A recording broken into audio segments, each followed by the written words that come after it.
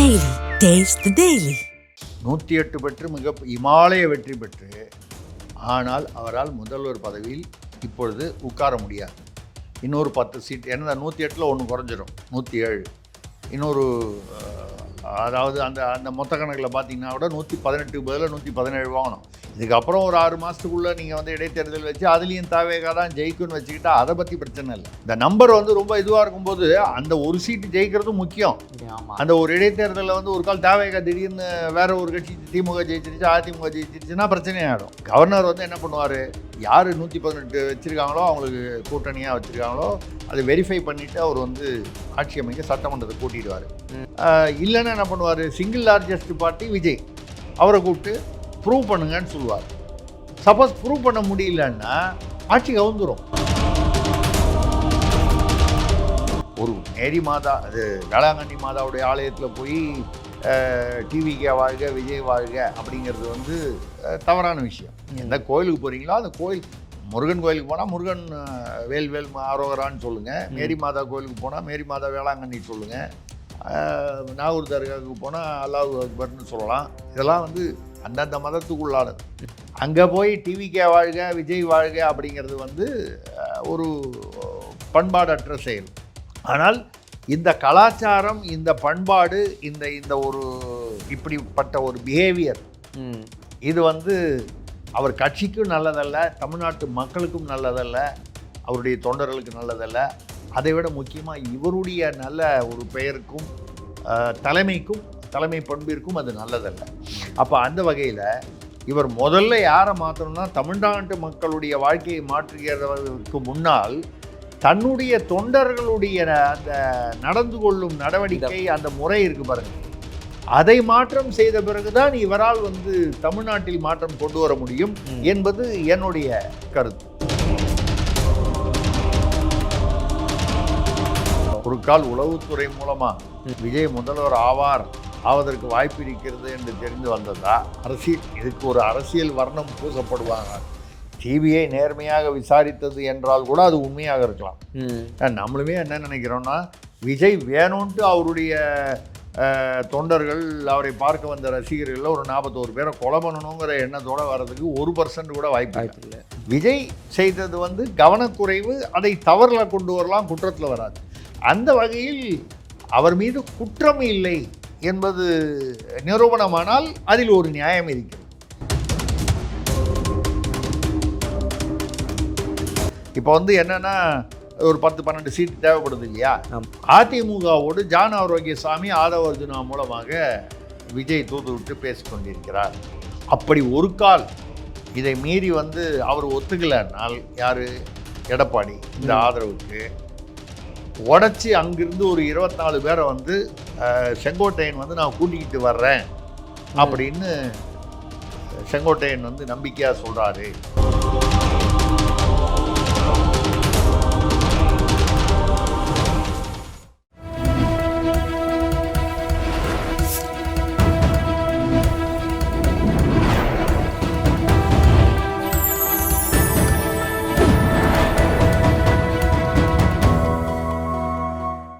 Channel 5 Tamil நேயர்களுக்கு வணக்கம். திருசக்தியாரின் கேள்வி பதில் நிகழ்ச்சியில் உங்களை சந்திப்பதில் மகிழ்ச்சி அடைகிறேன். சார் தயாராக இருக்காரு, வாங்க கேள்விகளை கேட்கலாம். சார் வணக்கம். வணக்கம். புதிய ஆட்சி, ஆமாம், ஒரு புத்துணர்ச்சியோடு நிற்கிறீங்க. ஆமாம் ஆமாம், நீங்கள் உள்ளே வரும்போதே எனக்கு வந்து ஏதோ விசில் சத்தம் கேட்டது. நீங்கள் தான் விசில் அடிக்கிறாங்களான்னு நினச்சேன். ஆனால் உங்களுக்கு ஒன்று சொல்லணும்னு நினச்சேன். நீங்கள் இளைஞர், கொஞ்சம் அப்பப்போ மேக்கப்லாம் போடுறீங்க. மேக்கப் போட்டால் விசிலுக்கு ஓட்டு போட்டுருவானா சார்? அப்படி இல்லைங்க. ஆமாம், இன்னைக்கு வந்து எது ஜெயிச்சிருக்கு? மேக்கப் தானே ஜெயிச்சிருக்கு. மேக்கப்பா? ஆமாம். என்ன சார், விஜய் என்ற ஒற்றை பெயர் தானே ஜெயிச்சிருக்கு. இதில் உள்ள வேட்பாளர்களில் எத்தனை பேர் உங்களுக்கு தெரியும்? பேர் வந்து இவர் யாருன்னு உங்களால் ஐடென்டிஃபை பண்ண முடியுமா? ஒரு பேர் அனைத்தும் விஜய்க்காக. ஆமாம், அதாவது விழுந்த ஓட்டு வந்து எதுவுமே வேட்பாளருக்காக விழுந்த ஓட்டு இல்லை, விஜய் என்ற பெயருக்காக. தவேகாங்கிற கட்சியே விஜயை வச்சு தானே. ஆமாம், செங்கோட்டையனுக்காக ஓட்டு போட்டாங்க, புஷி ஆனந்துக்காக ஓட்டு போட்டாங்க, ஆரோக்கியசாமிக்காக, அப்படிலாம் இல்லை. விஜய் என்ற ஒற்றை பெயர், அந்த ஒற்றை பெயர் எங்கிருந்து வந்தது? அவர் ஒரு ஒரு பெரிய அந்த ஒரு சினிமா மக்களுக்கு உள்ள அந்த திரைப்பட நடிகர், ஒரு என்ன சொல்கிறது, மிகப்பெரிய ஒரு ஸ்டார், மாஸ் ஹீரோ அப்படின்னு தான் வந்தது. ஆமாம். அதனால் எனக்கு டக்குன்னு உங்கள் ஞாபகம் தான் வந்தது. இப்போலேருந்தே நீங்கள் கூட ஏதாவது சினிமா கிடமா சான்ஸ் ட்ரை பண்ணால் வந்தால் ஒரு நாளைக்கு நீங்கள் முதல்வராக வரலாம். சினிமாவில் வந்துட்டு முதல்வர் ஆயிடலாம். ஆமாம், வரலாம். நான் வந்து வழக்கம் போல் இப்படி உட்காந்து பேட்டி சொல்லிக்கிட்டு இருக்கலாம். சரி, ரைட்டு சார். புதிய மாற்றத்தோடு புதியதாக ஒரு கேள்வி திண்டுக்கல்லில் இருந்து கணேஷ் பாபு கேட்கிறார். தாவேகாவின் அதிரடி வெற்றி தமிழ்நாட்டில் மக்கள் விரும்பும் மாற்றங்களை உருவாக்குமா? நல்ல கேள்வி கேட்டிருக்காரு. முதல் கேள்வியே அவருடைய கேள்விக்கு முன்னால் நம்ம வந்து இந்த பராசக்தியில் கலைஞர் அவர்கள் சிவாஜி கணேசன் நடித்து வசனம் எழுதியிருந்தார். கலைஞர் ஐயா எடுத்தோடனே அந்த கோர்ட்டு சீன், அதான் முதல் ஷாட்டாக தான் எடுத்தாங்களாம் சினிமாலேயே. இந்த கோர்ட், இந்த நீதிமன்றம் பல விசித்திரமான வழக்குகளை சந்தித்திருக்கிறது அப்படி தான் ஆரம்பம். ஆமாம். கோயில் கூடாது என்று சொல்லவில்லை, கோயில் கொடூரர்களின் கூடாரமாக ஆகிவிடக்கூடாது என்பதற்காக சொன்னேன். இப்படிலாம் பின்னால் வரும். முதல்ல ஆரம்பிக்கும் போது இந்த நீதிமன்றம் முதல் வசனம் சிவாஜி கணேசன் பேசுனது ஷார்ட்டில், இந்த படத்துலேயும் அது முதல் ஷார்ட்டாக வரும், இதுலேயும் வரும். இந்த நீதிமன்றம் பல விசித்திரமான வழக்குகளை சந்தித்திருக்கிறது. தமிழ்நாடு மாநிலம் இப்பொழுது ஒரு விசித்திரமான தேர்தலை சந்தித்திருக்கிறது. நான் சிவாஜி கணேசன் இல்லை, இருந்தாலும் அதே டைப்பில் ஆரம்பிக்கிறேன். ஏன் அப்படின்னு கேட்டிங்கன்னா, அதுலேருந்து நீங்கள் கேட்ட இப்போ யாரோ ஒரு அன்பர் கேட்ட கேள்விக்கு வந்துடுவோம். ஏன் விசித்திரம்னு நான் சொல்கிறேன்னா, விஜய் இமாலய வெற்றி, பிரம்மாண்ட வெற்றி, எதிர்பாராத வெற்றி, திமுக அதிமுக என்று இரு பெரும் திராவிட சக்திகளை வந்து வீழ்த்தி, அதாவது எந்த மீடியாவுமே கணிக்க முடியாத ஆக்சிஸ் இந்தியா இருக்கிறதுலையே வந்து கணிச்சா அவன் வந்து அப்போ வந்து எல்லாரும் நம்மளே கூட அது விமர்சனம் பண்ணி கிண்டல் பண்ணி பேசியிருக்கோம். ஆனால் வந்து அவனுமே முழுசாக சரியா இல்லை. ஏன்னு கேட்டால் அவன் என்ன சொன்னான், ஒரு 100லேருந்து 120 வாங்குவாருன்னு சொன்னால் அது கரெக்டாக வந்தது. திமுக கிட்டத்தட்ட 100 தொகுதிகளுக்கு மேலே வாங்கும், டஃப்பாக கொடுக்கும்னா இல்லை. ஆமாம், அந்த சொன்ன அளவுக்கு வரல திமுக. கூட்டணி சேர்ந்தே 75 தான் வந்தது. அவன் சொல்கிறான் அந்த 100 100, அதாவது இவருக்கு போட்டியாக வரல, கொஞ்சம் பின்னால் பின்தங்கி தான் வந்தாங்க. அதிமுக அதுக்கு பின்னால் வந்துடுச்சு. அப்போ ஆக்சிஸ் இந்தியா சொன்னதில் ஓரளவுக்கு நடந்திருக்கு, பட் எல்லாமே நடக்கலை. விசித்திரம்னு ஒன்று. இதெல்லாம் தாண்டி இப்போது விஜய் வந்து 108 வாங்கியிருக்காரு. திமுக கூட்டணி வந்து 73 75 நினைக்கிறேன், 75 நம்ம வாங்கியிருக்கு. அதிமுக கூட்டணி 53 நினைக்கிறேன். 50 ப்ளஸில் இருக்குது. 50 ப்ளஸ், அதான் 53 கிட்ட கூட்டணி.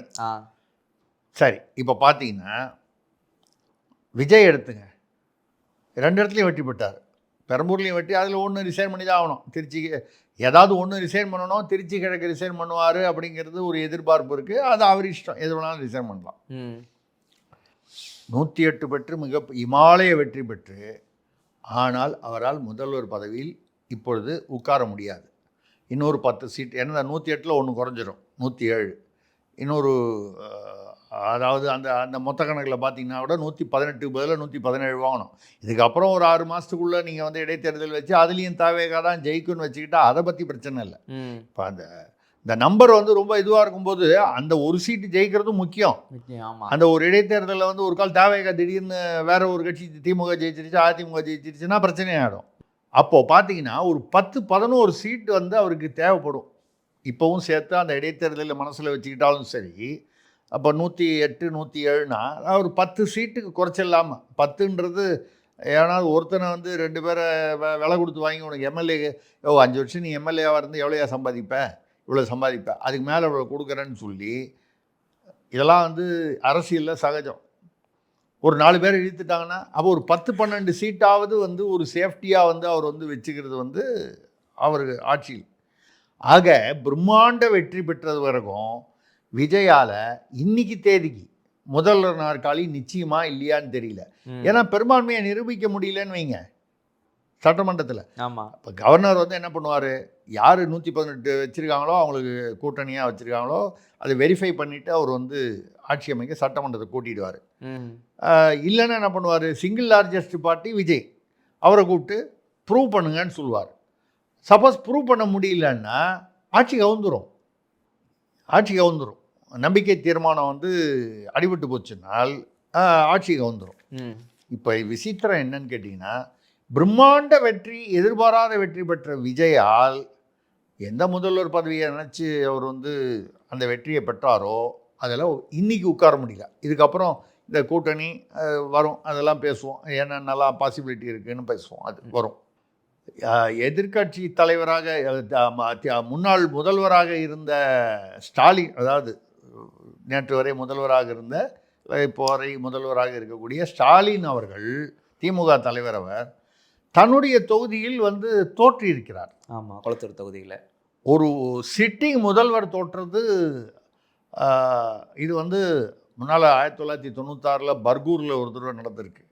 ஜெயலலிதா அவர்களுக்கு 91-96 ஆட்சிக்கு பிறகு பர்கூரில் சுகவனம்னு ஒருத்தர் தோக்கடிச்சார்.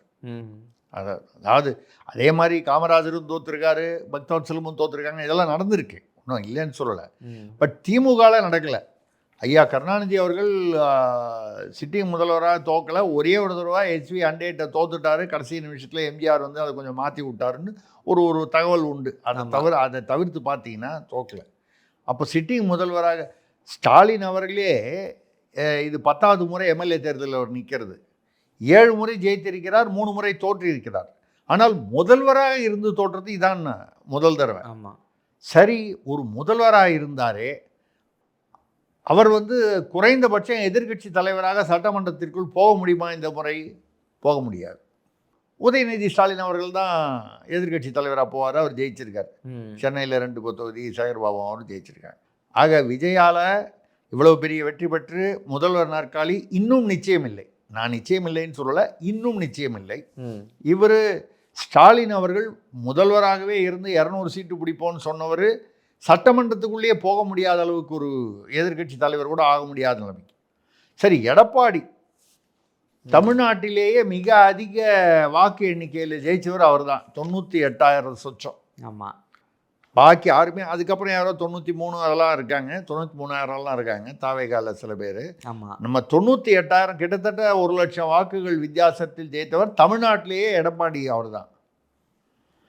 அவரால் எதிர்க்கட்சி தலைவராக கூட ஆக முடியல, 3வது இடத்துக்கு போயிட்டார். இப்போ எதிர்க்கட்சி தலைவர் யார் வருவா? உதயநிதி ஸ்டாலின் தான் வருவாங்க. ஆக சீமான் விட்டுடுங்க, அவருடைய வாக்குலேயே 36 லட்சம் பாராளுமன்றத்தில் வாங்கினதே சரிஞ்சு போய் கிட்டத்தட்ட 20 லட்சத்துக்கு வந்துச்சு. 8%லேருந்து 4% வந்துடுச்சு. அதனால் அது கணக்கில் வரல.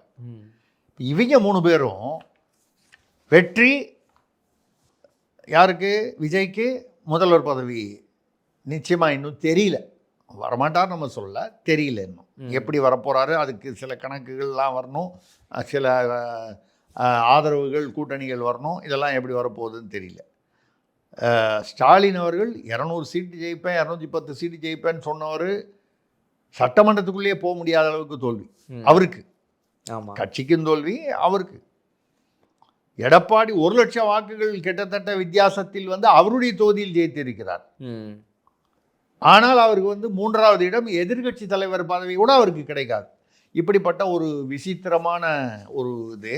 இதில் வந்து திராவிடத்தை வெற்றி கண்டார் விஜய்ங்கிறத கூட நம்ம வந்து அப்படி பெருசாக எடுத்துக்க முடியாது. ஏன்னா அவருடைய கொள்கைகளில் வந்து 90% மேலே வந்து திராவிட கட்சி, அதாவது திமுகவுடைய, அது குறிப்பாக திமுக என்ன கொள்கைகளோ, நீட் தேர்வு மற்ற விஷயங்கள் எல்லாத்துலேயும் அதே தான். அப்போது பேர் தான் வந்து தமிழக வெற்றி கழகம்னு வச்சார், திராவிடம்ங்கிற வார்த்தை யூஸ் பண்ணலையே தவிர ஏறக்குறைய இவர் ஒன்றும் நீங்கள் வந்து இப்போ பாஜக மாதிரி வந்து இந்துத்துவான்னு சொல்ல முடியாது. இல்லை அந்த மாதிரி ஒரு ஒரு ஒரு குறிப்பிட்ட வலதுசாரி, இடதுசாரி, கம்யூனிஸ்ட்டு அந்த மாதிரி வித்தியாசமான கொள்கைன்னு சொல்ல முடியாது. அப்போ அதே திமுகவுடைய கொள்கைகள் தான். அதுக்கு பேர் திராவிடம் இல்லை, ஆனால் பெயர் தான் திராவிடம் இல்லையே தவிர உருவத்தில் வந்து அது ஒரு திராவிட கட்சியாக தான் இருந்திருக்கிறது. அதுக்கேற்ற மாதிரி அவரும் பார்த்தீங்கன்னா பின்னால் பெரியார், அம்பேத்கர், அஞ்சலி அம்மாள், காமராஜர் எல்லாருடைய இன்னும் 5 பேர் வந்து பார்த்தீங்கன்னா ஈவேர், அதான் பெரியார், அம்பேத்கர் எல்லாம் அது மாதிரி எல்லாம் பின்னால் வச்சுட்டார். பெரியாரை வச்சுட்டா நாத்திகம் வந்துடுது. அண்ணாதுரையை வச்சிங்கன்னா திமுக அதிமுக ரெண்டுமே அவங்க கொண்டாடுறாங்க. அம்பேத்கர்னா பட்டியல் சமூகம், அஞ்சலி அம்மாள்னா அந்த அவங்க வன்னியர் சமூகம், அவர் இவங்க வேலு நாச்சியார் வச்சா அது வந்து அந்த இப்போ இந்த அது ஒரு சாதி ரீதியாகவும் வரும், ஒரு பண்டை தமிழர் பெண்களை கவரக்கூடிய அப்படிங்கிற மாதிரி வரும். அப்போ நீங்கள் இது எதில் சேர்ப்பீங்க? இதை திராவிடமா திராவிடம் இல்லையான்னா இதை திராவிடத்தோடு தான் வருகிறது, பேரில் தான் திராவிடம் இல்லை. வாக்குறுதிகளும் பார்த்தீங்கன்னா அவங்களாம் அள்ளி விட்டாங்கன்னா 1000 ரூபா தருவானாங்க, அப்புறம் 2000 ரூபா தருவானாங்க. அவர் எடப்பாடி 2500, 2000, அவர் 1000 தருவாருன்னா நாங்கள் 2000 தருவானாங்க, இவர் 2500ன்னாரு. ஆமாம். அப்புறம் பட்டதாரி வாலிபர்களுக்கு 4000ன்னாரு, டிப்ளமா ஹோல்டர்னா 2000ன்னாரு, ஒரு குடும்பத்துக்கு 25 லட்சம் ஃபேமிலி இன்சூரன்ஸ்னாரு, கல்வி கடன் தள்ளுபடி, பயிர் கடன் தள்ளுபடின்னு சொல்லியிருக்காரு. அதெல்லாம் சொல்லியிருக்காரு. இல்லை அந்த வெறும் இன்சூரன்ஸ் இருக்கு, அது மட்டுமே நம்ம பேசியிருக்கோம். அது மட்டுமே ஒரு வருஷத்துக்கு வந்து கிட்டத்தட்ட 60,000 கோடியிலேருந்து 1 லட்சம் கோடி வரைக்கும் ப்ரீமியம் ஆகுமா.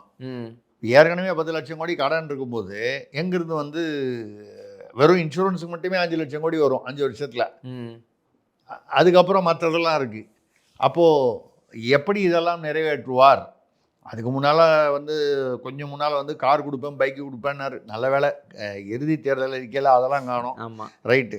அப்போ சொல்லியிருக்காரு தங்கம் ஒரு பவுன் தங்கம் திருமணம். ஆமாம், திருமணம் அதான் நிறையா திமுகவுக்கு இணையாகவோ இல்லை கொஞ்சம் அதிகமாகவே கூட சொல்லியிருக்காரு, அவர்களே அதிகமாக. ஆனால் இதுக்கெல்லாம் எங்கிருந்து பணம் வரப்போகிறது என்று தெரியல. இப்போ என்னன்னால், இப்போ நீங்கள் கேட்ட கேள்விக்கு வருவோம். என்ன கேள்வி? மாற்றம், மக்களுக்கு என்ன மாற்றம்னு. இப்போ இதில் எந்த வாக்குறுதியுமே நம்ம வந்து எடுத்தோன்னு நினைக்கிட்டோம். முதல்ல வந்து வெற்றி பெற்ற விஜய் அவர்களுக்கும் தாவேகா என்ற கட்சிக்கும், அந்த கட்சியின் வேட்பாளர்கள், வெற்றி பெற்றவர்கள், நிர்வாகிகள், பொதுவாக நாம் வந்து அவர்களுக்கு நம்முடைய வாழ்த்துக்களை, மனம் நிறைந்த வாழ்த்துக்களை தெரிவித்துக் கொள்கிறோம். ஏனென்றால் இது ஒரு மிகப்பெரிய ஒரு ஒரு ஒரு மாற்றத்தை தமிழ்நாட்டில் இந்த திமுக அதிமுகவை தாண்டி 3வது அணி வரவே முடியாது என்கிற ஒரு நிலையை வந்து மாற்றி காண்பித்தவர் விஜய், சாதித்திருக்கிறார். அந்த சாதனையை நாம் போற்றி பாராட்டுவோம். சரி, மக்களுக்கு என்ன மாற்றம்? மக்கள் என்ன மாற்றத்தை விரும்புவார்கள்? விஜய் வந்துட்டார், வந்த வரைக்கும் சந்தோஷம். ஏதோ ஒன்று அட்ஜஸ்ட் பண்ணி ஒரு 10 சீட்டு முன்ன பண்ண 10-12 சீட்டு மேனேஜ் பண்ணி அவர் ஆட்சியை பிடிப்பார் என்று எதிர்பார்க்கலாம். இவ்வளோ தூரம் வந்தவர் ஆட்சியை விட்டுட்டு பேசாமல் உட்காந்துருவாரா? இல்லை, அது வந்து ஆட்சியை பிடிப்பார். அதுக்கப்புறம் அந்த ஆட்சி 5 வருஷம் இந்த மாதிரி கூட்டணியில் வச்சுக்கிட்டு ஓட்ட முடியுமாங்கிறதெல்லாம் போகதான் தெரியும். அப்படி வரும்பொழுது என்ன மாற்றம்? மக்களுடைய எதிர்பார்ப்பு என்ன இருக்கும்? திமுக தோற்றதற்கு முதல் காரணம் என்ன என்று பார்த்தீங்கன்னா, மக்கள் என்ன எதிர்பார்ப்பார்கள் என்றது தெரிஞ்சிடும். பெண்களின் பாதுகாப்பு தான் திமுக தோற்பதற்கு மிகப்பெரிய காரணம். ஆமாம், நீங்கள் 1000 ரூபா கொடுத்தீங்க, 5000 ரூபா கொடுத்தீங்க, 3000 ரூபா கொடுத்தீங்களா, மக்கள் வந்து அதெல்லாம் விட்டுட்டாங்க, அரசு மூலமாக கொடுத்தது. அதுக்கப்புறம் நீங்கள் வந்து 1 கிராம் தங்கம் கொடுத்தேன், ஒரு ஓட்டுக்கு 5000 கொடுத்தேன், 2000 கொடுத்தேன்னு அது வந்து தேர்தலில் லஞ்சமாக கொடுத்தது, அதையும் வாங்கி உள்ளே போட்டுக்கிட்டாங்க. திமுக கொடுத்தாலும் வாங்கி போட்டாங்க, அதிமுக கொடுத்தாலும் வாங்கி போட்டாங்க, தாவேகா பல இடங்களில் கொடுத்திருக்கிறார்கள், அதையும் வாங்கி போட்டாங்க. ஆனால் போட்டு அவன் மனசுக்குள்ளே யாருக்கு ஓட்டு போடணும்னு நினச்சா அவனுக்கு போட்டான். இதை பார்க்கும்பொழுது சரி, முடிஞ்சு போச்சு அதெல்லாம். இப்போ என்ன எதிர்பார்ப்பாங்க? இந்த கஞ்சா போதை, ஆமாம், இதுதான் தமிழ்நாட்டில் வந்து பெண்களின் பாதுகாப்புக்கு ஒரு மிகப்பெரிய சவாலாக அமைந்து 2 வயது குழந்தை முதல் 80 வயது மூதாட்டி வரை பாதிக்கப்படக்கூடிய, வீட்டுக்குள்ளே இருந்தாலும் பாதிக்கப்படுறாங்க, வெளியில் போனாலும் பாதிக்கப்படுறாங்க, பள்ளியில் பாதிக்கப்படுறாங்க. ஆண்கள் வந்து, அதாவது இளம் பிள்ளைகள், இளைஞர்கள் இந்த 18, 22 வயசெல்லாம் வந்து இந்த போதை பழக்கத்துக்கு அடிமையாடுறாங்க. இதிலிருந்து தமிழகம் விடுதலையாக வேண்டும் என்பதுதான் திமுக தோற்றதற்கும் அதான் காரணம். திமுக தோற்றதுனால தான் இவர் வந்தார். ஆமாம்.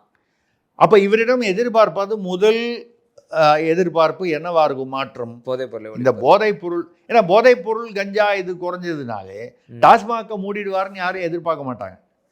ஏன்னா அது மூடணும்னா மூடலாம், யார் வேணாலும் மூடலாம். இப்போ குஜராத்திலலாம் வந்து அதெல்லாம் மூடினதுக்கப்புறம் சர்ப்ளஸ் ஃபினான்சிங் இருக்குது, பொருளாதார வருவாய் இழப்பு இல்லாமல் வருவாய் வந்து செலவை விட அதிக வருமானம் இருக்குங்கிறதெல்லாம் உதாரணங்கள்லாம் இருக்குது.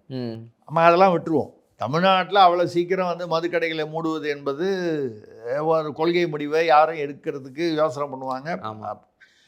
இந்த போதை கஞ்சாவை அது வந்தால் சட்டம் ஒழுங்கு ஆட்டோமேட்டிக்காக, அதாவது 100% சரியாகிவிடும் நம்ம சொல்லலைன்னா கூட, இப்போ உள்ள பெரிய பிரச்சனைகள், ரவுடிசம், இந்த கேங் ரேப்பு, காவல்துறையினரையே தாக்குவது, இதெல்லாம் வந்து குறையும். மக்கள் எதிர்பார்ப்பது இதுதான், இந்த மாற்றங்கள் தான், இந்த மாற்றம் தான். அடுத்ததாக தாம்பரத்திலிருந்து மைக்கேல் ராஜ் கேட்கிறார், எம்ஜிஆரின் வாக்கு சதவீத சாதனையையே முறியடித்திருக்கிறாரே விஜய், எம்ஜிஆரை பீட் பண்ணிட்டாரு விஜய் அப்படின்றாரு. இல்லை, ஓரளவுக்கு சரி. அது எந்த விதத்தில் நம்ம சொல்கிறோன்னா, எம்ஜிஆர் வந்து 1977 எலெக்ஷனில் வந்து அவர் கட்சி ஆரம்பித்து 5 வருஷம் பொறுத்து, சுமார் 5 வருஷம் பொறுத்து எலெக்ஷனில் நின்று 77 தேர்தலில் 33.5% வாக்கு வாங்கினார். அதுவும் எப்படி வாங்கினார்? கம்யூனிஸ்ட்டு முஸ்லீம் லீகு கூட்டணியோடு சேர்த்து வாங்கினார். இவர் வந்து அவருக்கு 27 வருட அரசியல் அனுபவம் இருந்தது. திமுகவில் 20 வருடம், 7 வருடம் காங்கிரஸில் அதுக்கு முன்னால் ஏதோ ஒரு வகையில் ஒரு முகமாகவோ முதுகெலும்பாகவோ இருந்தார், திமுகவில் முக்கியமாக. இவர் வந்து இப்போ வாங்கியிருக்கிறது ஏறத்தாழ 34.90 ஏதோ கிட்டத்தட்ட 35% வாங்கியிருக்கார் வாக்குகள். யார்? விஜய். அதுவும் இவர் அரசியலுக்கு, எம்ஜிஆர் வந்து நேரடியாகவே அரசியலில் பலமுறை எம்எல்ஏவாக இருந்திருக்காரு. பரங்கிமலையில் அங்கே எங்கெல்லாம் இருந்திருக்காரு. அப்படி இல்லாமல் முதல் முறையாக தேர்தல் களம் காண்கிறார், முதல் முறையாக கட்சி. இதுக்கு முன்னால் வேறு எந்த கட்சியிலையும் இல்லை அவர். அரசியலுக்கும் புதுசு, கட்சி ஆரம்பித்ததும் புதுசு, தேர்தலும் புதுசு. அதில் 33.5 எம்ஜிஆர் வாங்கினார், இவர் 35% வாங்கினார். அப்படிங்கிற வகையில் நிச்சயமாக எம்ஜிஆரின் சாதனையை இவர் முறியடித்திருக்கிறார் என்பது உண்மைதான். நம்ம பல இடங்களில் வந்து எம்ஜிஆர் அளவுக்கு இவர் வந்து வர முடியாது அப்படின்னு நம்ம உட்பட பலர் விமர்சனம் செய்தாலும் அதையெல்லாம் மீறி அதை ஒரு சாதனை படைத்திருக்கிறார். ஆனால் நம்ம வந்து அவருக்கு சொல்லக்கூடிய எச்சரிக்கை, எம்ஜிஆர் வந்து கடைசி வரை அன்னியிலேருந்து அவர் கிட்டத்தட்ட 13 வருடங்கள் அந்த மாதிரி வந்து அவர் மறைந்த பிறகும் நம்ம மறையணுங்கிறத வச்சு ஒப்பிடல. இவர் 100 வயது இருக்கட்டும், அதை பற்றி சொல்ல. அதாவது வெகு காலத்திற்கு அந்த எம்ஜிஆர் என்பது, இன்றைக்கி ரெட்டையிலன்னா வந்து கிராமத்தில் போய் கேட்டால் எம்ஜிஆர் தான் சொல்லுவாங்க. எம்ஜிஆர் உண்மையிலேயே சில இடங்களில் கிராமத்துலலாம் வந்து செத்து போயிட்டாரான்னு கேட்டால் தெரியாதுன்னு அதாவது அதை பற்றி கவலைப்படாமல் எம்ஜிஆர் இருக்காரா இல்லையாங்கிறத பற்றி அந்த கேள்விக்குள்ளேயே போகாமல் அது எம்ஜிஆர் கட்சி அப்படின்னு அந்த எம்ஜிஆர் என்கிற ஒரு பிராண்டிங் இருக்குது பாருங்க, அந்த பிராண்டிங்கை இவர் வந்து சஸ்டெயின் பண்ணி கொண்டு வரணும். எம்ஜிஆர் சாதனையை முறியடித்து விட்டார். சாதனையை முறியடித்தது இதோடு நிற்கவில்லைன்னு சொல்கிறேன். அவர் சாதித்து காமிச்சார், அதே மாதிரி இவர் சாதிச்சார். அதே மாதிரி இவருடைய ஆட்சி புரிவதிலும் சரி, இதற்கு பின்னால் வந்து எம்ஜிஆர் என்பது வந்து வெறும் ஒரு தலைவர் மட்டும் இல்லை, ஒரு கட்சி மட்டும் இல்லை, அது ஒரு பிராண்ட். கருணாநிதிக்கோ வந்து இது இல்லையா, இன்றைக்கும் வந்து பார்த்தீங்கன்னா காமராஜர் ஒரு பிராண்டு. ஆமாம், யாரோ சும்மா புதுசாக ஒருத்தன் கட்சி ஆரம்பிக்கிறான்னா காமராஜர் ஆட்சி கொண்டு வருவாங்கிறான். அவனுக்கு காமராஜருக்கு அவருக்கு சம்மந்தம் இருக்கா இல்லையோ? அப்போ காமராஜர் ஒரு பெரிய பிராண்டு தமிழ்நாட்டில். காமராஜருக்கு அப்புறம் ஒரு பிராண்டாக வந்தது வந்து பார்த்தீங்கன்னா எம்ஜிஆருக்கு அப்புறம் பிராண்டுங்கிறது கருணாநிதி கூட ஒரு பிராண்டாக கொண்டு வரல. நீ கூட யாராவது பேசும்போது கருணாநிதி ஆட்சி கொண்டு வருவேன்னு யாராவது பேசுகிறாங்களா? இல்லை. ஸோ அப்போது இதை ஒரு பிராண்டாக உருவாக்குவதும் உருவாக்காமல் விடுவதும் அது வந்து அவர் கையில் இருக்குது. அது பார்க்கலாம். Okay sir. அடுத்ததாக குரோம்பேட்டையிலிருந்து முரளிதரன் கேட்கிறார், விஜயின் ரசிகர்கள் தொண்டர்கள் போக்கில் இனிமேலாவது மாற்றம் வருமா? கஷ்டமான கேள்வி. ஏன் சார்? வழக்கமாக இந்த ஸ்கூல்லலாம் படிக்கும்போது இப்படி கல்வியில் வரும்போது சாய்ஸில் விட்டுருலான்னு சொல்லுவாங்க. ஆமாம், 10க்கு 8 அட்டன் பண்ணால் போதும், 10ல் 8 அட்டன் பண்ணால் போடுன்னு சொல்லுவாங்க. இல்லை, நமக்கே வந்து அது விடக்கூடாதுன்னா கூட நானாக சாய்ஸில் விட்டுட்டேன், அதாவது என்னுடைய சாய்ஸில் விட்டுட்டேன்னு சொல்லுவாங்க. கஷ்டமான, ஏன்னா இது ஈஸியான கேள்விலாம் எதிர்த்து கஷ்டமான கேள்வின்னா இது எதுக்கு போய் அப்படின்னு கொஞ்சம் கஷ்டமான கேள்வி. ஏன் வந்து இதை சொல்கிறேன்னா, இப்போ கூட 3 நாள் முன்னால் வேளாங்கண்ணி கோயிலுக்குள்ளே போய் ஒரே அட்டகாசம் பண்ணி அந்த போய் வந்து பிஷப் வரைக்கும் கம்ப்ளைண்ட் பண்ணுற அளவுக்கு ஆயிடுச்சு. விடிக்காத்தால் 3 மணிக்கே போய் உள்ள நுழைஞ்சி இவர் கடைசியில் வரப்போகிறாருன்னு சொல்லி அவர், அது உண்மையான செய்தியே இல்லையா, அவர் போகலை. நாகூர் தர்காவுக்கும் போகிறதா இருந்ததா சொன்னாங்க, போகலை. ஆனால் எப்படி வந்து உள்ளே போய் வந்து ஒரு மேரி மாதா, அது வேளாங்கண்ணி மாதாவுடைய ஆலயத்தில் போய் டிவிக்கே வாழ்க விஜய் வாழ்க அப்படிங்கிறது வந்து தவறான விஷயம். எந்த கோயிலுக்கு போகிறீங்களோ அந்த கோயில், முருகன் கோயிலுக்கு போனால் முருகன் வேல் வேல் ஆரோகரான்னு சொல்லுங்கள், மேரி மாதா கோயிலுக்கு போனால் மேரி மாதா வேளாங்கண்ணி சொல்லுங்கள், நாகூர் தர்காவுக்கு போனால் அல்லாஹ் அக்பர்னு சொல்லலாம். இதெல்லாம் வந்து அந்தந்த மதத்துக்குள்ளானது. அங்கே போய் டிவிக்கே வாழ்க விஜய் வாழ்க அப்படிங்கிறது வந்து ஒரு பண்பாடற்ற செயல். இந்த பண்பாடற்ற செயல் இப்போ தான் இதில் விஜய் வந்து கரூரில் ஆரம்பித்து பல இடங்களில் வந்து அந்த மேலே ஏறி குதிக்கிறது, அவர்களுடைய உயிர்களுக்கே அவர்கள் வந்து உலை வைத்து கொள்ளக்கூடிய ஒரு ரிஸ்க் எடுக்கக்கூடியது. டிரான்ஸ்ஃபார்மர் மேலே ஏறி நிற்கிறான், பனைமரத்தை சுற்றி டின்ஷீட் கட்ட வேண்டி இருக்குது. இப்படி நெரிசலில் வந்து நின்று குழந்தை செத்து போனாலும் பரவாயில்ல, ஆனால் விஜயை வந்து பார்க்கணும். இந்த போக்குகளை அவர் மாற்றணும். அவருக்கு பொண்டாட்டியாக இருக்கேன் அப்படின்னு சொல்லி அவரோட பேரை தான் கெடுக்கிறாங்க. இப்போ குழந்தைகள் நல வாரியம் கூட அவருக்கு நோட்டீஸ் விட்டுருக்கு. இந்த சாக்லேட்டு இது மாதிரி லாலிபாப் மாதிரி நீங்கள் உங்கள் அப்பா அம்மா தாத்தா பாட்டி எல்லோரும் வீட்டில் வந்து பிடிவாதம் பிடிங்கன்னு சொன்னார்.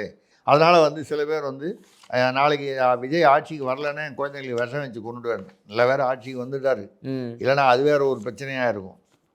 ஆனால் இந்த கலாச்சாரம், இந்த பண்பாடு, இந்த ஒரு இப்படிப்பட்ட ஒரு பிஹேவியர், இது வந்து அவர் கட்சிக்கும் நல்லதல்ல, தமிழ்நாட்டு மக்களுக்கும் நல்லதல்ல, அவருடைய தொண்டர்களுக்கு நல்லதல்ல. அதை விட முக்கியமாக இவருடைய நல்ல ஒரு பெயருக்கும் தலைமைக்கும் தலைமை பண்பிற்கும் அது நல்லதல்ல. அப்போ அந்த வகையில் இவர் முதல்ல யாரை மாற்றணும்னா, தமிழ்நாட்டு மக்களுடைய வாழ்க்கையை மாற்றுகிறதற்கு முன்னால் தன்னுடைய தொண்டர்களுடைய அந்த நடந்து கொள்ளும் நடவடிக்கை, அந்த முறை இருக்கு பாருங்க, அதை மாற்றம் செய்த பிறகுதான் இவரால் வந்து தமிழ்நாட்டில் மாற்றம் கொண்டு வர முடியும் என்பது என்னுடைய கருத்து. அடுத்ததாக முத்துப்பேட்டையிலிருந்து அப்துல் ஹமீது கேட்குறாங்க, தமிழ்நாடு அரசு மருத்துவமனைகளில் அறுவை சிகிச்சை மருத்துவர்கள் பணி உட்பட பல பணிகள் காலியாக கிடைக்கின்றனவே, மக்கள் தொகையை குறைப்பதற்கு இது ஒரு வழியா? மக்களாக கேட்குறாரு. இல்லைங்க, சென்னை நம்ம என்ன சொல்கிறது, ஜிஹெச்னு சொல்லக்கூடிய அந்த ஜிஹெச்சிலேருந்து பல இடங்களில் வந்து அதாவது திண்டுக்கல் அங்கே இங்கே மாவட்டங்களில், அப்புறம் ஓமந்தூரார், கிண்டி, இங்கெல்லாம் முக்கியமாக இதய அறுவை சிகிச்சை, அதுக்கப்புறம் அது பேர் என்ன, நரம்பு, இதெல்லாம் தான் உங்களுக்கு மிக தீவிரமான நோய்கள்னு சொல்லலாம். இதிலெல்லாம் முக்கியமான சீஃப் சர்ஜன் இல்லை, சீஃப் சர்ஜன் வந்து அசிஸ்டன்ட் சர்ஜன் இல்லை, அந்த மாதிரி வந்து அவர்கள் இல்லாமல். அப்போ இதில் வந்து ஏன் அந்த இது வந்து இப்போது ஆட்சி மாற்றம் வந்துடுச்சு, திமுக இது வரைக்கும் இருந்தது, ஏன் அப்படி இருந்ததுன்னு பார்த்தீங்கன்னா அதுக்கும் ஒரு காரணம். ஒரு கால் ஒன்று கவனக்குறைவு, அலட்சியம்னு சொல்லலாம். இன்னொன்று வந்து இதுக்கெலாம் வந்து யார் பணம் கொடுக்குறானோ அதிகமாக அவனுக்கு தான் அந்த இடத்த போடணும்னு வரும்போது இந்த பணபேரத்தினால அது வந்து தாமதமாச்சா, இல்லை அதுக்குள்ளே தேர்தல் வந்துருச்சா, இல்லை வந்து அலட்சியமாக கவனக்குறைவா? இதை விட முக்கியம் பார்த்தீங்கன்னா, அரசு மருத்துவமனைகளில் வந்து மக்கள் அதிகமாக போக ஆரம்பித்து விட்டால், நம்பிக்கையை வைத்து விட்டால், தனியார் மருத்துவமனைகளுக்கு வந்து மவுசு போய்விடும்.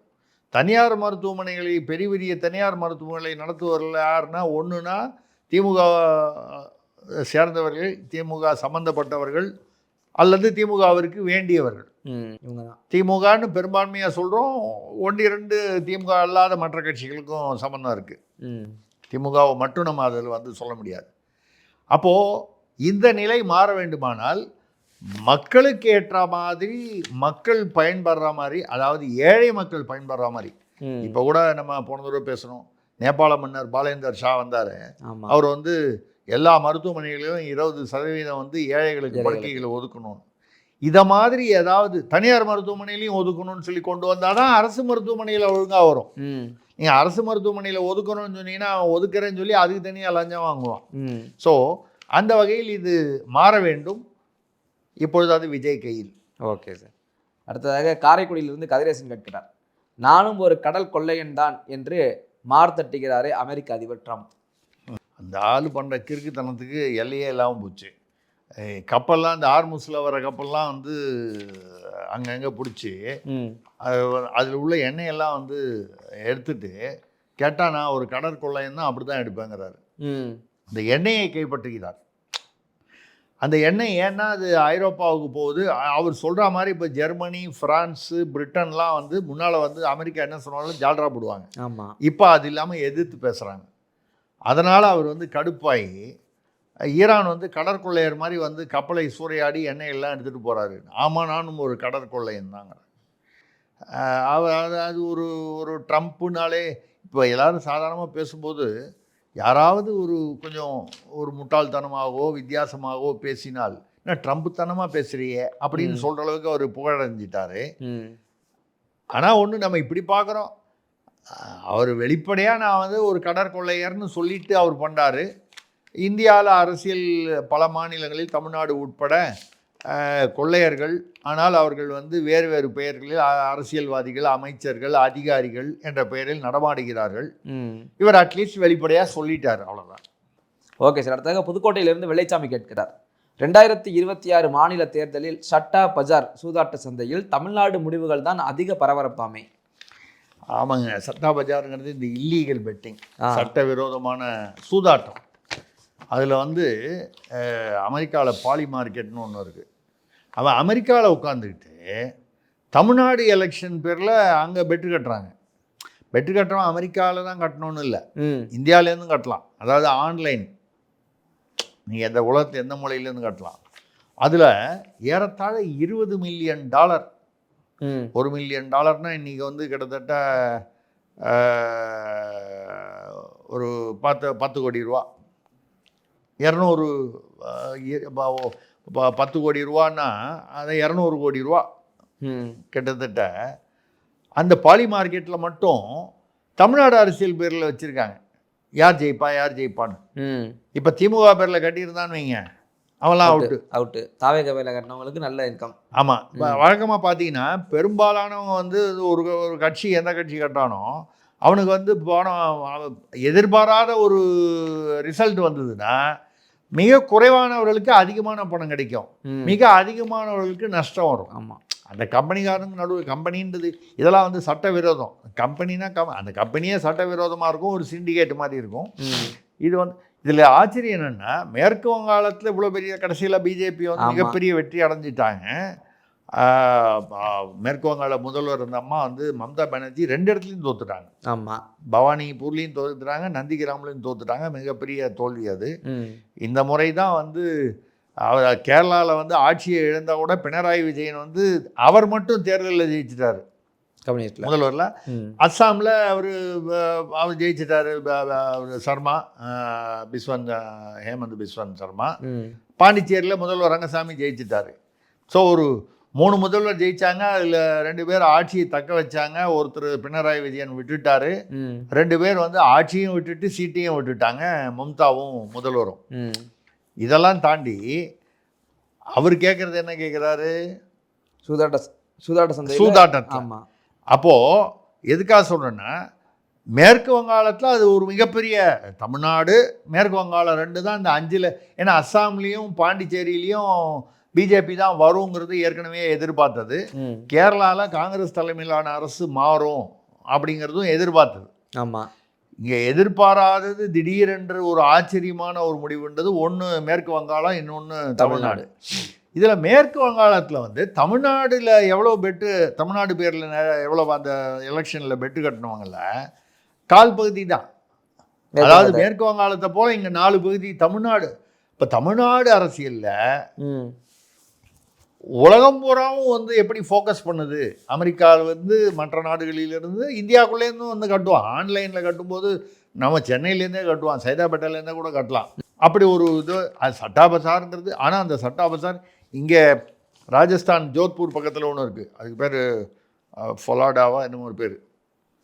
அது வந்து மிக துல்லியமாக முடிவுகளை சொல்லக்கூடியனா அங்கே வந்த வரைக்கும் அது அந்த கிராமமே வந்து பல நூற்றாண்டுகளாக வந்து இந்த பெட்டிங் தான் நடக்குமா.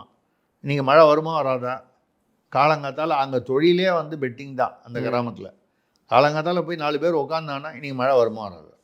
அந்த 2 மாடு அங்கே சண்டை போட்டுருக்கு, இந்த மாடு ஜெயிக்குமா அந்த மாடு ஜெயிக்குமா, இதில் 4 பேர் பெட்டு அதில் 4 பேர் பெட்டு, இப்படி அங்கே தொழிலே பெட்டிங். அவங்க போய் ஒரு காலத்தில் ஒரு பீரியடில் வந்து பெரிய ஒரு காலகட்டத்தில் எல்லா இடத்துலையும் போய் அங்கங்கே பெரிய வியாபாரிகளாகி இந்த பெட்டிங்கை வந்து ஒரு தொழிலாகவே பண்ண ஆரம்பிச்சிட்டாங்க. ம். அந்த மாதிரி இடங்கள்லாம் கூட தமிழ்நாடு அரசியலை பற்றி பெட்டிங் அதிகமாக இருந்திருக்குன்னு சொல்கிறாங்க. தமிழ்நாடு அது வரைக்கும் போயிருக்கு. தமிழ்நாட்டு அரசியலுடைய இது போயிருக்கு. ம். பட் சூதாட்ட களத்தில் வந்து முதல்ல நிற்கிற அளவுக்கு போயிருக்கு அப்படின்னு சொன்னால் அது தமிழ்நாட்டை பாராட்டணுமா இல்லை வந்து விமர்சனம் பண்ணணுமா வருத்தப்படணுமான்னு தெரியல. ஆனால் வந்து இது நடந்திருக்கு. அடுத்ததாக வேப்பத்தூர்லேருந்து வெங்கட்ராஜ் கேட்கிறார், கரூர் சம்பவத்தில் நடிகர் விஜய் மீது குற்றம் இல்லை என்று சிபிஐ முடிவுக்கு வந்துள்ளதாக தகவல்கள் கசிகிறதே, உண்மையா? சொல்கிறாங்க. அப்படி ஒரு முடிவு எடுத்திருக்காங்க. அதுக்கு காரணம் வந்து காவல்துறை, அதாவது திமுக அரசு காவல்துறையின் கவனமின்மை. சரியான நேரத்தில் அவரை வந்து நாங்கள் வந்து உஷார்படுத்தினோம், அவர்தான் கேட்கவில்லை என்று சொன்னதற்கு சரியான ஆதாரங்கள் இல்லை அப்படின்லாம் வந்து ஒரு முடிவு பண்ணியிருக்கிறதா. இது வந்து தேர்தலுக்கு முன்னாலேயே வந்து செய்தி. இப்போ தேர்தலுக்கு அப்புறம் அவர் முதல்வர் ஆகிறாரு அப்படின்னு சொன்னால் கண்டிப்பாக இப்படி இருக்கலாம். ஒரு கால் உளவுத்துறை மூலமாக விஜய் முதல்வர் ஆவதற்கு வாய்ப்பு இருக்கிறது என்று தெரிந்து வந்ததா? இதுக்கு ஒரு அரசியல் வர்ணம் பூசப்படுவானால் சிபிஐ நேர்மையாக விசாரித்தது என்றால் கூட அது உண்மையாக இருக்கலாம். நம்மளுமே என்ன நினைக்கிறோன்னா, விஜய் வேணும்ன்ட்டு அவருடைய தொண்டர்கள், அவரை பார்க்க வந்த ரசிகர்கள் ஒரு 41 பேரை கொலை பண்ணணுங்கிற எண்ணத்தோடு வர்றதுக்கு 1% கூட வாய்ப்பு இல்லை. கவனக்குறைவுன்னு சொல்லலாம். கவனக்குறைவை வந்து குற்றம்னு சொல்ல முடியாது. தவறு வேறு, குற்றம் வேறு. சரி செய்து ஒரு நெரிசலை ஏற்படுத்தி அவருக்கு கெட்ட பெயர் பண்ணணும்னு திமுகவோ செந்தில் பாலாஜியோ இல்லை யாரோ செய்திருந்தால் அது குற்றத்தில் வரும், அது தவறில் வராது. விஜய் செய்தது வந்து கவனக்குறைவு, அதை தவறில் கொண்டு வரலாம், குற்றத்தில் வராது. அந்த வகையில் அவர் மீது குற்றம் இல்லை என்பது நிரூபணமானால் அதில் ஒரு நியாயம் இருக்கிறது. ஏன்னால் யாருமே வந்து தன்னுடைய ஆனால் அதுக்கு அப்புறம் அவர் நடந்து கொண்ட முறையில் நமக்கு விமர்சனங்கள் உண்டு. அவர் ஏன் போய் அந்த ஆஸ்பத்திரியில் போய் வந்து ஆறுதல் தெரிவிக்கல, அந்த விமர்சனங்கள் தொடர்ந்து நம்ம வந்து செய்து தான் இருக்கோம். ஆனால் இதை வந்து அவர் ஏதோ குற்றம் செய்தார், குற்றம்ங்கிறதுக்கு வந்து சட்டத்தில் வந்து மென்ஸ் ரியா அப்படின்னு ஒரு வார்த்தை உண்டு, MENSREA. இது ஒரு லாட்டின் வார்த்தை. அது என்னன்னா மோட்டிவ், நோக்கம் இருக்கணும். விஜய்க்கு என்ன நோக்கம் இருக்க முடியும்? ஒரு மரணங்கள் நிகழ்வதில். அப்போ அந்த மோட்டிவ் அவருக்கு இல்லை. யாருக்கு மோட்டிவ் இருக்குது? யாருக்காவது இருக்கா? இருந்ததுன்னா அவர்கள் குற்றவாளிகள், எவ்வளோதான் விஷயம். அடுத்ததாக திண்டிவனத்திலிருந்து SM சவுந்தர் கேட்கிறார், என் மொழிபெயர்ப்பை விமர்சிப்பவர்கள் மனநோயாளிகள் என்கிறாரே செல்வ பெருந்தகை. வேற தோத்துட்டாரு, ரொம்ப மோசமாக தோத்துட்டாரு. ஆனால் வந்து என்னுடைய மொழிபெயர்ப்பை, அவர் மொழிபெயர்ப்பை வந்து கேட்டு யாராவது மனநோயாளி ஆயிருக்கலாம்.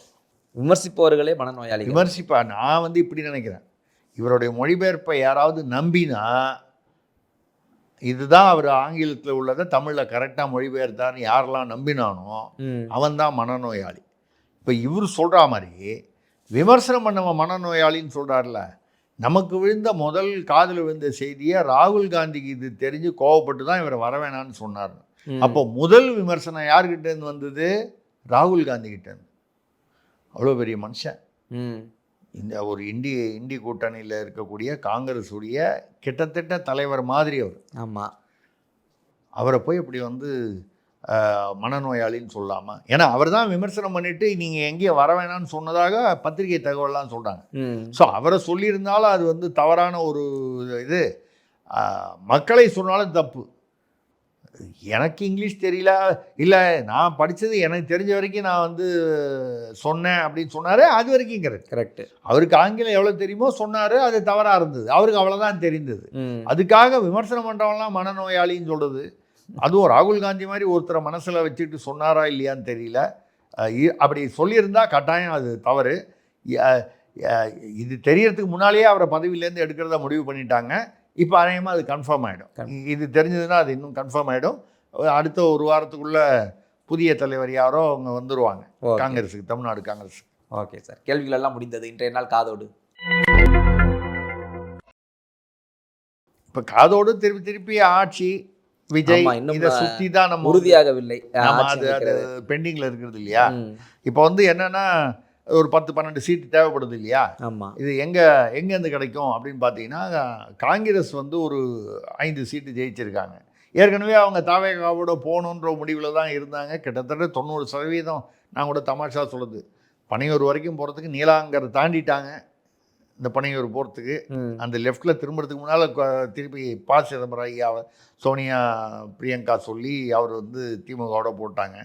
இது ஒரு கட்டாய கல்யாணம், திருமணம் அந்த மாதிரி வந்ததுனால அந்த திருமணம் வந்து வெற்றி பெறவில்லை. கட்டாய திருமணம் என்றைக்குமே வெற்றி பெறாது இல்லை, அந்த மாதிரி அது நடந்து போச்சு. இப்போ வந்து காங்கிரஸ் 5 சீட்டு வந்தால் கூட அவருக்கு இன்னொரு 10லேருந்து 12 வரைக்கும் அந்த சேஃப்டிக்காக அந்த மேலே 2 சொல்கிறேன், 10 இருந்தால் போதும். ஏன்னா 108ல் 1 குறைஞ்சதுன்னா அவர் திருச்சி கிழக்கு ரிசைன் பண்ணிட்டு மறுபடியும் 6 மாதத்துக்குள்ளே தானே. அப்போ அந்த 107 கணக்கு பண்ணால் கூட 117 வரணும்னா எப்படியா இருந்தாலும் அந்த 10க்கு மேலே 10 சுமார் 10-11 அவருக்கு தேவைப்படுது. காங்கிரஸ் 5னா பாமகவுடனும் பேசி கொண்டிருக்கிறார். ஏன்னா அன்புமணி ராமதாஸும் ஜான் ஆரோக்கியசாமி நண்பர்கள்னு சொல்கிறாங்க. அவங்க ஏதோ ஒரு பீரியடில் ஒன்றா ஒர்க் பண்ணாங்க. அந்த வகையில் வந்து அதனால் பாமகவுக்கு என்ன ஒரு பிரச்சனை இருக்குன்னா, ஒன்று ராஜ்யசபா எம்பி அங்கே தான் வாங்கியிருக்காங்க, அது ஒன்று இருக்குது. ரெண்டாவது அவர் பேரில் ஒரு சிபிஐ வழக்கு இருக்குது. அந்த சுகாதாரத்துறை மத்திய அமைச்சராக இருக்கும்போது அந்த ஹாஸ்பிட்டலுக்கெலாம் அனுமதி கொடுத்ததை பற்றி ஒரு வழக்கு இருக்குது. அது ஏதோ அமைதி கொஞ்சம் அது பல காரணங்கள்னால அது ஏதோ அமைதி 2G வழக்கு இந்த பக்கம் அமைதியாக இருக்கா மாதிரி அதுவும் அமைதியாக இருக்குது. இப்போ அதை அனாவசியமாக கெடுத்துக்க அவர் விரும்ப மாட்டார். அப்போ போகிறதுல அவருக்கு சங்கடம் இருக்குது. ஆனால் அவருக்கு வந்து இவர்கள் விஜய் தரப்பிலிருந்து தூது போபவர்கள் நீங்கள் வந்தீங்கன்னா சௌமியா அன்புமணி அவர்களுக்கு ஒரு மந்திரி பதவி கொடுக்குறோம் மாநிலத்தில், அது பெரிய விஷயம் அவருக்கு. ஏன்னா ராமதாஸ் ஐயா எவ்வளவோ பாடுபட்டு வந்து ஒன்றும் பெருசாக சாதிக்க முடியல இந்த தேர்தலில். அந்த வகையில் பாமக வரலைன்னா இப்போ அடுத்தது என்ன பண்ணணும்? நீங்கள் கம்யூனிஸ்டுகள் 2 வாங்கியிருக்காங்க. அதுக்கப்புறம் IUML முஸ்லீம் லீக், ஏன்னா அவங்க தனி சின்னம். மதிமுகலாம் வந்து ஜெயிச்சா கூட சின்னம் ஒரே சீரனா போனதுனால பிரயோஜனம் இல்லை, கொங்குலாம் வந்து அந்த மாதிரி போச்சு. விசிகா 2, அதுலேயும் வந்து 2மே தனி சின்னம். ஆமாம், தனி சின்னத்தில் தான் ஜெயிச்சிருக்காங்க. ஒன்று அந்த ஜோதிமணி, இன்னொருத்தர் வன்னியரசு, 2 பேரும் தனி சின்னத்தில் தான் ஜெயிச்சிருக்காங்க. இவங்கள வந்து அந்த பக்கம் கொண்டு போகணும். இதில் பெரிய கஷ்டம் என்னென்னா, வன்னியரசு திமுகவோட மிக இணக்கமாக இருந்தவர் இந்த 5 வருட ஆட்சியில். அவ்வளோ சீக்கிரம் விஜயோடு மாறுவதற்கு திருமாவளவன் முடிவெடுத்தாலும் அவர் அந்த சிக்கல்கள் வரலாம். அப்போ விசிகா வர்றது கஷ்டம். காங்கிரஸ் அநேகமாக வரலாம். பட் காங்கிரஸ்லேயும் என்ன பிரச்சனைன்னா, இண்டி கூட்டணியிலேருந்து ராகுல் காந்தியை வெளியேற்றணும், அதாவது காங்கிரஸை வெளியேற்றணும் அப்படின்னு மம்தா அவர்களும் கெஜ்ரிவால் அவர்களும் சொல்லிட்டு இருக்காங்க. சொன்ன 2 பேருமே கொஞ்சம் அடி வாங்கி உட்காந்துருக்காங்க. ஆமாம், அவங்களும் மேற்கு வங்காளம் போச்சு. ஆனால் இப்போ வந்து வேறு விதமாக அது வந்து வரும். இப்போ மம்தாவுக்கு வந்து அங்கே எதிர்கட்சியாக இருக்கிறத தவிர ஆட்சி கவனம் செலுத்தணுங்கிறதுல ஆட்சி போச்சு. ஆமாம், இப்போ அங்கே இப்போ ஆட்சி போச்சு. இண்டி கூட்டணிக்கு தலைமைன்னு வந்தால் ஒரு கௌரவமாக இருக்கும், கண்ணியமாக இருக்கும்ல. மம்தாவும் முயற்சி பண்ணுவாங்க. கெஜ்ரிவாலும் வந்து டெல்லியில் ஆட்சி போச்சு. பஞ்சாபில் எனி டைம் போயிடும் போல இருக்கு. அவர் பஞ்சாப் முதல்வர் வேறு தண்ணி அடிச்சுட்டு போய் சட்டமன்றத்தில் பேசிட்டு சிக்கல மாட்டியிருக்காரு, அந்த பகவத்சிங் மான். அது போக அந்த ராகவ் சந்தா 7 பேர் வந்து 10 ராஜ்யசபா எம்பியில் கூட்டு போயிட்டார். அதுக்கப்புறம் இப்போ ஒரு 43 எம்எல்ஏ வந்து 63 ஆக்குனார்னா 43 பேர் ரெடியாக இருக்காங்களா மாறுறதுக்கு பாஜகவுக்கு. ஸோ பஞ்சாப்லேயும் ஆட்சி மாறுறதுக்கு. அப்போ கெஜ்ரிவாலும் எங்கேயாவது இடத்துல ஒரு பதவி, அரசியல்வாதின்னு வந்துட்டால் சேர் வேணும், நிற்க முடியாது, கால் வலிக்கும். எங்கேயாவது ஒரு நாற்காலி வேணும், கண்ணியமான நாற்காலி. அப்போது ராகுல் காந்திக்கு ஏற்கனவே வந்து அவரை ஒத்துக்கலை முதல்ல இண்டி கூட்டணி. இப்போ இன்னும் வந்து காங்கிரஸை மொத்தமாக வெளியேற்றணும்னு சொல்லும்போது இந்த சூழ்நிலையில் விஜய்க்கு வந்து ஆதரவாக அந்த 5 சீட்டை மாறி போனால் திமுகவை பகைத்து கொண்டால் பாராளுமன்றத்தில் திமுகவுக்கு மட்டுமே 22 சீட் இருக்குது. மொத்தமாக திமுக கூட்டணி அதில் மற்றவங்கெல்லாம் கழிச்சா கூட 22 சீட் இருக்குது. இப்போ அவரும் வந்து என்ன பண்ணுறதுன்னு தெரியலன்றாங்க. இப்படி ஒரு சூழ்நிலை இருக்கிறதா சொல்கிறாங்க. அதனால் அதிமுகவிடம் அதுதான் வந்து காதோடு. இதெல்லாம் வந்து ஏற்கனவே தெரிஞ்ச விஷயம். அதிமுகவோடு ஜான் ஆரோக்கியசாமி ஆதவ அர்ஜுனா மூலமாக விஜய் தூது விட்டு பேசிக்கொண்டிருக்கிறார். செங்கோட்டையனும் இதில் எங்கோ ஒரு இடத்துல அதிமுக எடப்பாடியோடு பேசுனா எடப்பாடி ஒத்துக்க மாட்டார். எடப்பாடி போய் துணை முதல்வராக வர முடியுமா? விஜய் முதல்வராக வச்சுக்கிட்டு முதலாக வர்றவர் அவருக்கு போய் துணை முதல்வராக இருப்பார்? அவர் இருக்க மாட்டார். அப்போது பேசுகிறதெல்லாம் வந்து யார்கிட்ட பேசுகிறாங்க? செங்கோட்டையன் வச்சு பேசுகிறாங்க. எடப்பாடி அல்லாத மற்றவர்களிடம் பேசுகிறாள். இல்லை நீங்கள் வந்து வெளியிலிருந்து ஆதரவு கொடுங்கள், கூட்டணிக்கு வரணும், ஆட்சியில் பங்கு இல்லைன்னா கூட ஆதரவு கொடுங்கள். ஏன்னா 118 சேரல. என்ன இந்த ஆதரவுன்னு எவனேன்னு கேட்டிங்கன்னா, சட்டசபையில் அந்த கான்ஃபிடென்ஸ் மோஷன் நம்பிக்கை தீர்மானம் வரும்போது சும்மா அப்படி ஏதாவது வந்து என்னங்க சேர்லாம் ஒரே அழுக்காக இருக்குது அப்படின்னு சொல்லிட்டு வெளிநடப்பு பண்ணால் கூட அந்த நம்பர் போயிடும். இதில் ஏதாவது ஒர்க் அவுட் ஆகுமான்னு பார்க்குறாங்க. பட்டு அதிமுக வாங்கியிருக்கிறது 53 மொத்தமாக. ஆமாம், கூட்டணியோட சேர்த்து அதில் ஒரு 6 கழிச்சிங்கன்னா ஒரு 46 47 தான் அவங்களுது. இந்த 47 வந்தால் கூட மொத்தம் வந்து 234 47னா கிட்டத்தட்ட ஒரு 180 185 சீட்டு வந்தும்போது 140க்கு மேலே வாங்கணும். 185 வரும். அந்த 47 அவங்க வெளிநடப்பு செஞ்சாக்க அந்த 180 வைப்பமே 180 90க்கு மேலே வாங்கினா ஆட்சி அமைக்கலாம். ஆமாம், அப்போது வெளிநடப்பு பண்ணால் ஆட்சி அமைக்கலாம். ஆனால் என்ன, நித்திய கண்டம் பூர்ணாயுசுன்னு சொல்லுவாங்க. நீங்கள் தப்பிச்சிருச்சு நாளைக்கு தெரியல.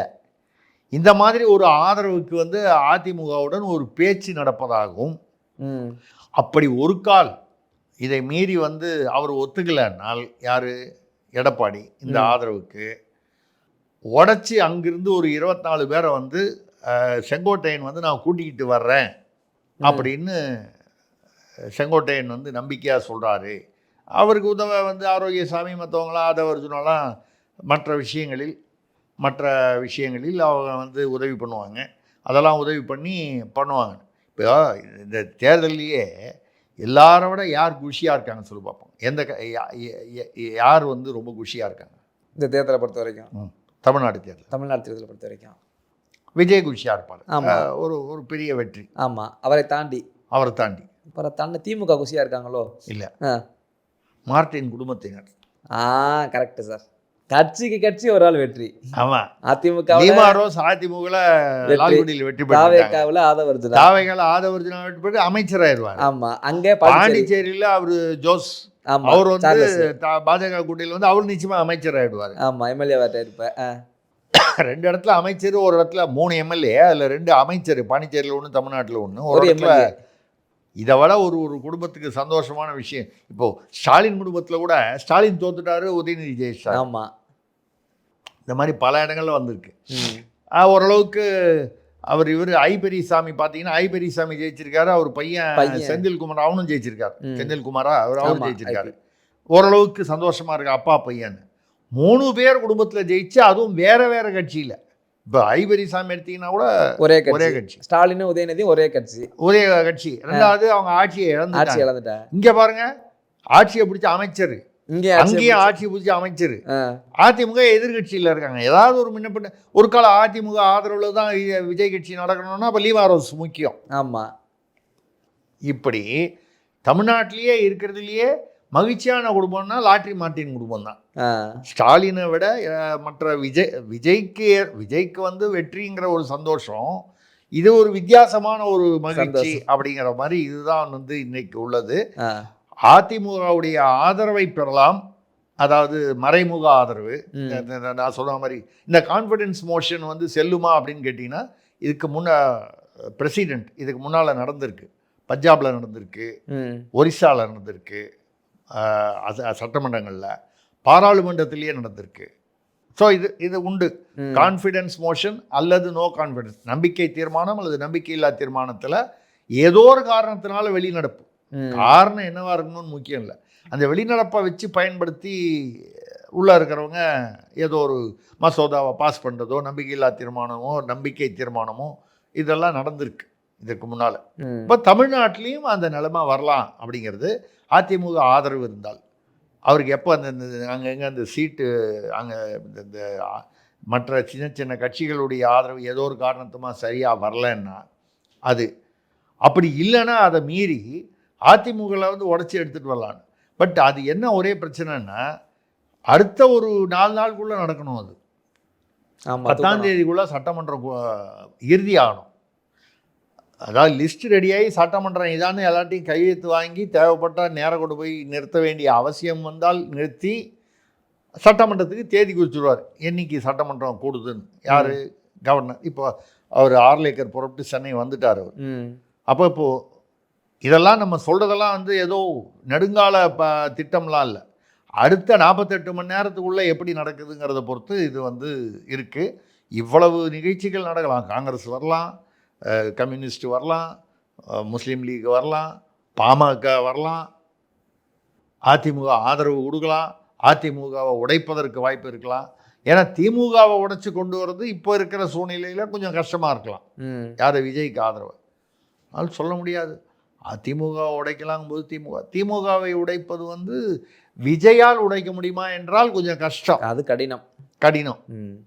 அதுக்கு டெல்லியில் ஒருத்தர் இருக்காரு திமுக உடைக்கிறதுக்குன்னு, கையில் சுற்றி வச்சுக்கிட்டு அவர் ரெடியாக இருக்காரு. அதாவது அவர் எப்போ உடைக்கணுமோ அப்போ உடைப்பார். அவர்னால முடியும், இவங்க உடைக்கிறது கஷ்டம். அந்த ஷாவினால் முடியும். நான் சொல்கிறது அந்த ஷா. சரிங்களா? திருப்பதி போயிட்டு வந்த ஷா இல்லை. ஆனாலும் வந்து அந்த ஷானால் முடியும். அந்த வகையில் இதுதான் காதோடு பார்ப்போம். Okay sir. காதோடு மரமே மக்களின் கேள்விக்கான பதிலும் மரமே. அடுத்த ஒரு நேர்காணலில் சந்திப்போம். நன்றி. நன்றி, வணக்கம்.